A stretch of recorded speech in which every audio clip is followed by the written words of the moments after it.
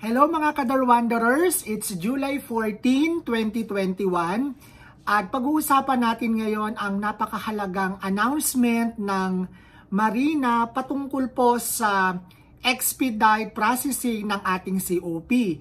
So nagsimula po ang kanilang announcement for today, July 14, na para mas mapabilis ang pagpoproseso ng COP. Kasi noong mga nakakaraang araw o mga buwan ay very challenging for everyone. So ngayon po ay ang ginawa nila ay binawasan po ang requirements, pero dadaan pa rin po tayo sa ating mismo account.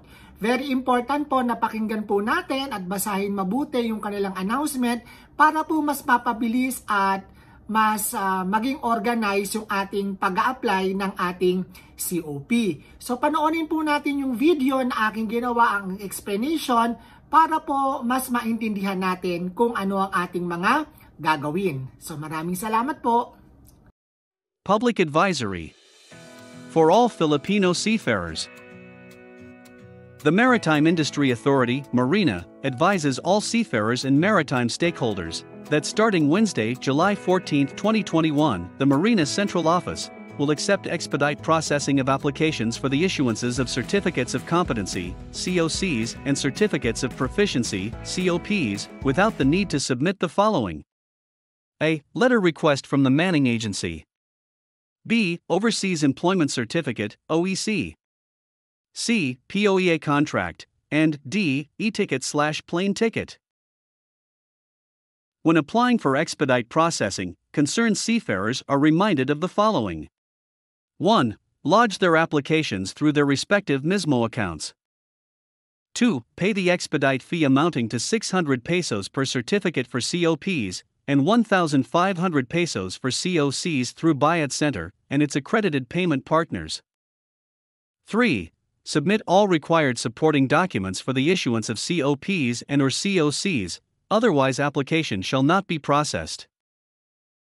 Approved applications for expedite processing shall be released within the day. They have, however, to be lodged until 12 o'clock noon of the same day. Thank you very much for watching and listening. Don't forget to like, share, and subscribe Dar Wanderer TV.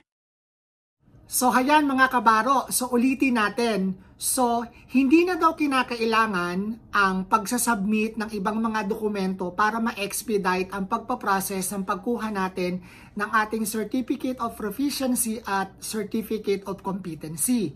So again, hindi na kailangan ng request from the company, ng OEC, ng POEA contract at saka ng ticket. So ano na lang daw yung gagawin natin? Once again, ano na daw ang gagawin natin? Number 1, pumunta po tayo sa ating mismo account, yung ating regular na pag-a-apply for COP and COC ng ating mga certificates. And then from there, regular na pag-fill out ng form at pagsasubmit ng mga dokumento na kinakailangan.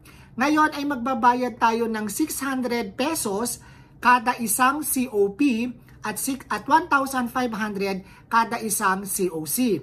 So once again, gaya nung nabanggit ko sa isang video, ano-ano daw ba yung mga certificate na kinakailangan ng COP? Number 1, BT, PSCRB, Fast Rescue Boat, Advanced Firefighting, MECA, MEFA, SSO or Ship Security Officer at ang ating Security Awareness Training with or yung SD.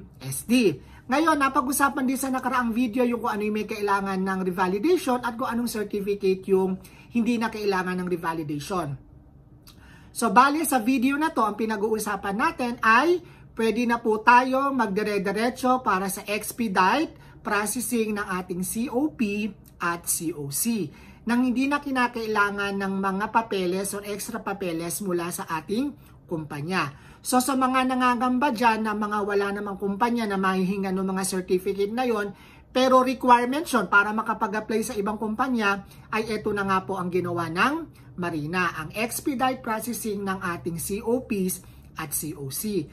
Sa mga may experience po o yung mga nakapag-apply na ngayon, please write in the comment box kung ano po yung mga na-experience nyo, kung mas naging madali nga ba o mas naging mas mabilis, at para matulungan natin yung iba nating mga kasamahang seaman at seafarers at masagot ang iba nilang katanungan patungkol po sa bagong announcement o sa bagong patakaran ng Marina tungkol sa expedite processing of COPs and COCs.